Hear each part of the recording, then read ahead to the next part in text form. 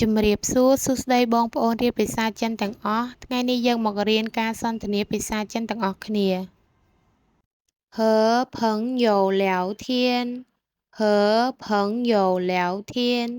ជជែកជាមួយមិត្តភក្តិ你是哪国人你是哪国人តើអ្នកជាជនជាតិអ្វី我是中国人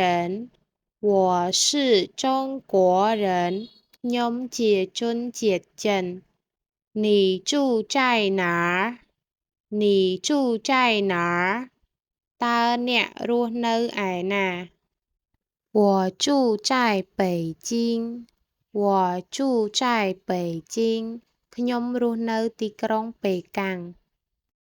你今天好吗你今天好吗តើអ្នកសុខសប្បាយជាទេថ្ងៃនេះ我很好谢谢我很好谢谢ខ្ញុំសុខសប្បាយជាទេអរគុណ你今天工作忙吗你今天工作忙吗តើអ្នកថ្ងៃនេះការងាររវល់ទេ我今天很忙我今天很忙ថ្ងៃនេះខ្ញុំរវល់ណាស់明天我不忙明天我不忙ថ្ងៃស្អែកខ្ញុំមិនរវល់ទេ